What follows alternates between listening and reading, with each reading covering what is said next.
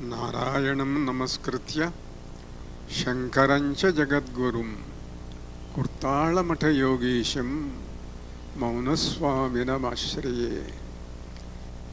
జగన్నాథుడైన నారాయణునకు, జగద్గురువైన శంకరులకు, కుర్తాళ సిద్ధేశ్వరీపీఠ వ్యవస్థాపకులైన మౌనస్వామికి అంజలి ఘటిస్తూ ఉన్నాను.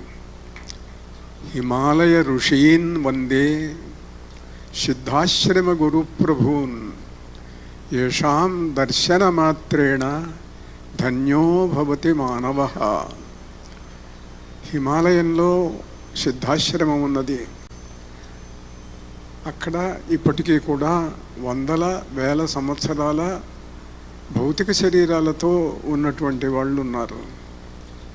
మా కుర్తాళ పీఠ అధిపతులు అందరూ అక్కడి నుంచి వచ్చిన వారే. అంటే శరీరాలు తీసుకున్నారనుకోండి ఆంధ్రదేశంలో, కానీ వచ్చింది అక్కడి నుంచి. కుర్తాళ సిద్ధేశ్వరీ పీఠం హిమాలయ సిద్ధాశ్రమానికి సంబంధించినటువంటి ఒక ప్రధానమైనటువంటి విభాగం. ఆ మహనీయుల యొక్క దర్శనం, వారి అనుగ్రహం ఉంటే ఏ పనైనా సాధించవచ్చు. నిన్న మంత్రి గారు ఒక మాట అన్నారు. ఎక్కడో తమిళ దేశం నుండి ఉన్న కుర్తాళపీఠం నుండి ఇక్కడికి వచ్చి కార్యక్రమాలు చేస్తున్నారు హైదరాబాదులో. చాలా ఆశ్చర్యంగా ఉన్నది. ఇంత వైభవపేతంగా జరగటానికి ఎంతో ఖర్చు అవుతూ ఉంటుంది కదా, ఇదంతా ఎట్లా చేస్తున్నారు? ఇంత ధనం ఎట్లా పీఠధరమా అంటే విన్నాను, ఏదో సమాధానం చెప్పాను అనుకోండి. అంటే దీంట్లో ఒకటి ఉన్నది. మానవుడు సంకల్పిస్తే, మానవ సంకల్పం అయితే, మనం ఏదన్నా ఒక పని చేయాలి అని అనుకుంటే, ఒక ఉత్సవాలు కార్యక్రమాలు చేయాలనుకుంటే చందాలిస్టు పట్టుకొని బయలుదేరాలి. అదే దేవత సంకల్పిస్తే ధనం ఇవ్వాలని బుద్ధి పుడుతుంది, ఇస్తారు. మానవ సంకల్పానికి దేవతా సంకల్పానికి ఉన్న తేడా. నాకేదైనా అవసరమైతే, సందేహం కలిగితే, ఏదైనా తెలుసుకోవాలనుకుంటే మా మౌనస్వామిని అడుగుతాను. సిద్ధాశ్రమంలో ఉన్న యోగులు నాకు ఆప్తులు, మిత్రులు, వేల సంవత్సరాల వయస్సున్న వాళ్ళు, వాళ్ళని అడుగుతూ ఉంటాను. ఆ మధ్య మా మౌనస్వామి పీఠ స్థాపకుడు అన్నారు. పెద్ద గురువులు, మహాగురువులు చెబుతున్నారు, నేను ఇప్పుడు సిద్ధ శరీరంతో ఉన్నాను, భౌతిక శరీరం విడిచిపెట్టినా, కానీ నన్ను మళ్ళీ మానవ జన్మ తీసుకొని మళ్ళీ ప్రజలను ప్రభావితులను చేయటానికి ఇంకో జన్మ తీసుకొని సిద్ధశక్తులతోటి ఉండాలి, రావాల్సి వచ్చేట్లుగా ఉన్నది అన్నారు ఆయన. అంటే నేనన్నాను, నిజమేననుకోండి, కానీ ఇవాళ మాకేదైనా అవసరం కలిగితే మొట్టమొదట మిమ్మల్ని అడుగుతూ ఉంటాను నేను. మీరు వెళ్తే మిగతా ఇంకెవరో ఉంటారనుకోండి, కానీ మీతో ఉన్న చనువు ఎక్కువ కదా. అంచేత నేను సిద్ధ గురువులను, మహాగురువులను నేను ప్రార్థిస్తాను. వాళ్ళ దగ్గరికి వెళ్ళి అడిగే చనువు ఉన్నది నాకు. మిమ్మల్ని మరికొంతకాలం సిద్ధ శరీరంతో ఉంచండి, జన్మకు పంపించవద్దు అని అడుగుతాను అన్నాను నేను. అలానే జరిగింది. ఇప్పుడు కూడా ఆ మహనీయుడు సిద్ధ శరీరంతో ఉండి పిలిస్తే పలుకుతాడు, అనుగ్రహిస్తాడు. అక్కడికి వచ్చిన వాళ్లకు చాలామందికి ఆయన దర్శనమిస్తుంటాడు. ఆ మధ్య కొంతకాలం కింద అన్నామలై యూనివర్సిటీ, తమిళనాడులో ఉన్న అన్నామలై యూనివర్సిటీకి భూరి విరాళం ఇచ్చినటువంటి అన్నామలై చెట్టియార్ కుమారుడు రామయ్య చెట్టి అని ఉన్నాడు. ఆయన వచ్చి, నేను స్వామివారి సమాధి దగ్గర ధ్యానం చేసుకుంటాను అన్నాడు. చేయండి అన్నాను. చేస్తే ఆయన అన్నాడు, చేసి వచ్చి, నాకు ఇప్పుడు కూడా మౌనస్వామి కనిపిస్తున్నాడండి. అంటే ఇప్పుడు కూడా ఏమిటి అన్నాను నేను. అంటే నాకు 30 సంవత్సరాల కింద బోన్ క్యాన్సర్ వచ్చింది, అది తగ్గలేదు. అప్పుడు మౌనస్వామి నాకు కలలో కనిపించాడు, ఒక తాయెత్తు ఇచ్చాడు, ఈ తాయెత్తు కట్టుకో నీ బాధ పోతుంది అన్నాడు. కళ్ళు తెరిచాను, మౌనస్వామి అదృశ్యమైనాడు, కానీ తాయెత్తున్నది పక్క మీద, ఆ తాయెత్తు కట్టుకున్నాను, నాకు వ్యాధి పోయింది అన్నాడు. మహనీయులైన సిద్ధపురుషులు అలాంటి దివ్యమైన ప్రభావం కలిగినటువంటి వాళ్ళు. అలా ఆ దివ్యమైన భవ్యమైన మహత్తరమైనటువంటి కుర్తాళ సిద్ధేశ్వరీ పీఠ యతీశ్వరులు మహనీయులు అందరికీ మౌనస్వామి మాకు మా పీఠానికి చక్రవర్తి, ఆయన విక్రమార్క చక్రవర్తి అంటాను నేను. ఆ పీఠంలో ఎవరు కూర్చున్నా సరే ఆయన శక్తి ప్రసరిస్తూ ఉంటుంది. కాగా మిగతా మన వాళ్ళందరూ కూడా చెప్పారు, అనేక విషయాలు శశిభూషణ్ ప్రస్తావించాడు. నా వ్యక్తిగతమైన ఆలోచన ఎప్పుడు ఎట్లా ఉంటుందనంటే, నిరాడంబరంగా ఉండాలి. ఏదో ఈ వైభవాలు, ఈ వ్యవహారాలు, ఈ గందరగోళాలు, ఉత్సవాలు ఇవన్నీ మనం అమ్మవారికి చేద్దాము, మౌనస్వామికి చేద్దాము, యజ్ఞాలు చేద్దాము. కానీ నా పుట్టినరోజు నేను అక్కడే స్వామి సన్నిధిలో ఉండి, అమ్మవారి దగ్గర ఉండి, అక్కడ స్వయంగా మౌనస్వామి సమాధికి పూజ చేసుకుంటూ ప్రశాంతంగా ఉంటాను అంటే, ఈ ఏర్పాట్లన్నీ చేసింది శశిభూషణ్ చెప్పినట్టు మాతాజీ రమ్యానంద భారతీ స్వామిని. కాళీ మంత్ర సిద్ధురాలు, కాళీదేవి యొక్క దివ్యానుగ్రహాన్ని పొందినటువంటి ఆమె అభ్యర్థనను కాదనలేక జరిగినటువంటి ఈ మహత్తరమైన అద్భుతమైన కార్యక్రమం. ఇది ఆమె కన్న కళ, అది నిజమైందన్నమాట. అలా వాళ్ళ అంతా కూడా ఇట్లా.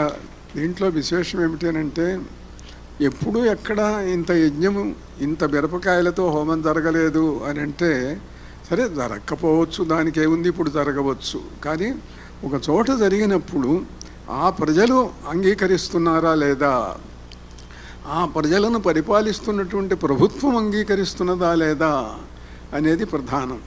ప్రజలు అంగీకరించారు, వచ్చారు, చేస్తున్నారు. అంతేకాదు, రాష్ట్రానికి ఫస్ట్ సిటిజను గవర్నరు అంటారు. గవర్నర్ తమిళసై వచ్చి నిన్న చాలాసేపు మిరపకాయలతో హోమం చేసింది ఆవిడ స్వయంగా. అలానే ముఖ్యమంత్రి రేవంత్ రెడ్డి కూడా ఇప్పుడు అమ్మవారికి కానుకలు పంపించి ఈ యజ్ఞం దీని గురించినటువంటి తన భక్తి నివేదనను తెలియజేశాడు. ఆ రకంగా ప్రభుత్వం, ప్రజలు, పరమేశ్వరి అనుగ్రహిస్తే ఎటువంటి కార్యక్రమాలైనా జరుగుతాయి. అపూర్వమైన అద్భుతమైన కార్యక్రమాలు ఇంకా ఇంకా జరగాలి. ఈ మహానగరంలో ఇంకా జరగటానికి మనం సంకల్పిద్దాము.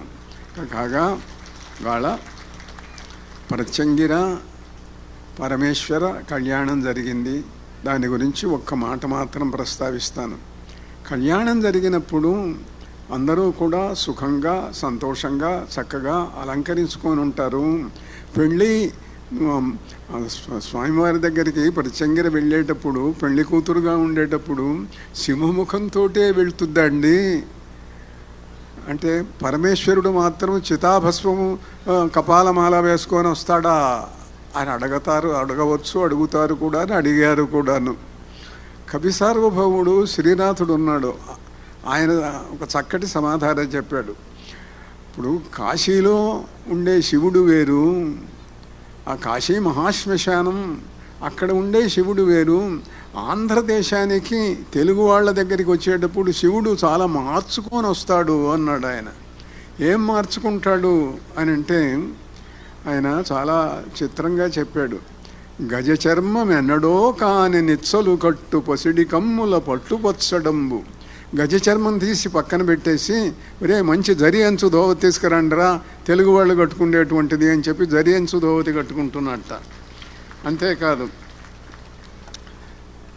చితాభస్మం రాసుకోకుండా సుగంధ ద్రవ్యాలు రాసుకుంటూ ఉన్నట్ట. నాగాభరణాలు పక్కన పెట్టి మంచి తారహారాలు వేసుకుంటున్నట్ట. నిడుద పాముల రాజు తొడవులెన్నడో కాని తారహారములు నిత్యము ధరించు. అట్లా నృకరండ రుండ మాలిక ఎన్నడో కానీ ధరించు కల్హారదామకంబు. మంచి పూలదండలు వేసుకుంటూ ఉన్నట్ట. అందువల్ల అలా తెలుగు శివుడు వేరు, మిగతా అసలు శివుడు వేరు అని అనుకోవచ్చు. పరమేశ్వరుడు తెలుగు శివుడు ఆంధ్రదేశానికి వచ్చేసరికి ఈ సస్యశ్యామలమైనటువంటి ప్రదేశాలు, ఎంతో ప్రశాంతమైనటువంటి వాతావరణం ఉన్న ఇక్కడికి వచ్చేసరికి వీటన్నింటినీ కూడా చూసుకొని ఆయన రకంగా చాలా చక్కగా మార్చుకొని వస్తూ ఉంటాడు తెలుగు వాళ్లకు ఇష్టమయ్యేటట్టుగా.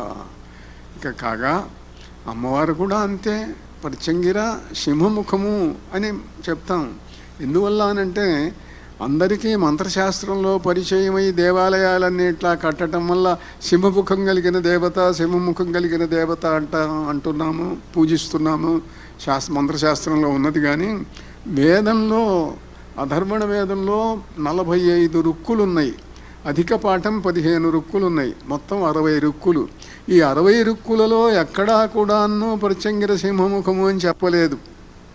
మామూలు ముఖమే, మానవ ముఖమే. అవసరమైనప్పుడు ఎన్నో ముఖాలు వస్తాయి.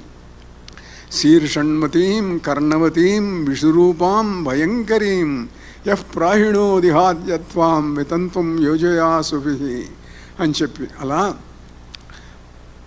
అందమైన ముఖం కూడా ధరించగలదు. అందువల్ల కళ్యాణ వేళ ఆ దృష్టితో కూడా చూడవచ్చు. ఈ విషయాలన్నీ కూడా ఈ దివ్యమైన కళ్యాణ వేళ పరమేశ్వరుల యొక్క శుభప్రదమైన, శుభంకరమైన, సుందర రూపాలను కూడా భావించండి. ఆ ప్రత్యంగిరాం ఆశ్రిత కల్పవల్లీం అన్నట్టుగా కల్పవల్లి అయినటువంటి అమ్మవారు, అలానే తెలుగు శివుడు, సుందరుడైనటువంటి పరమేశ్వరుడు. ఆయన కళ్యాణం ఇవాళిద్దరిది కళ్యాణం జరిగింది వైభవోపేతంగా. కాగా ఈ కార్యక్రమాలన్నింటినీ కూడా ఎవరెవరు ఏ పాత్ర ధరించారో, ఎవరి బాధ్యత ఎంత ఉన్నదో చాలా వరకు ఇంకా ఎంతోమంది చెప్పవలసిన వాళ్ళు ఉన్నా అవన్నీ చెప్పారు. అయితే ఏమిటంటే వాళ్ళందరూ చెప్పినట్టుగా నేను కూడా మా రమేష్ యొక్క చాకచక్యాన్ని, శశిభూషణ్ యొక్క సామర్థ్యాన్ని, దాంతోపాటుగా మా మునిపల్లి శ్రీనివాసు యొక్క దక్షత, వీటన్నింటినీ ప్రశంసిస్తూ అందరినీ ఆ పరమేశ్వరి యొక్క ఆశీస్సులు మీ అందరి యందు ప్రసరించాలి అని కోరుతూ భావిస్తూ ఉన్నాను. రోజు యజ్ఞం జరుగుతున్నది. యజ్ఞంలో ప్రత్యంగిరా మంత్రం మీ అందరి చేత చెప్పిస్తున్నారు. మరి ఆ మంత్రం మంచి మంత్రమే. అది క్షంహరాం హ్రీం ప్రత్యంగిరాయై స్వాహ అన్న మంత్రం మంచిదే. అయితే దాన్ని ఇంకా కొంచెం తగ్గించవచ్చు. మంత్రశాస్త్రంలో ప్రత్యంగిరా మంత్రాలు చాలా ఉన్నాయి. ఇంకొక అక్షరం తగ్గించిన మంత్రం చెప్తాను, అది నిరంతరం చేసుకోవచ్చు. క్షంహ్రాం హ్రీం ప్రత్యంగిరే స్వాహ చెప్పండి. క్షంహ్రాం హ్రీం ప్రత్యంగిరే స్వాహ. క్షంహ్రాం హ్రీం ప్రత్యంగిరే స్వాహ. ప్రత్యంగిరా దేవతానుగ్రహ సిద్ధిరస్తు. శుభమస్తు. నారాయణ నారాయణ.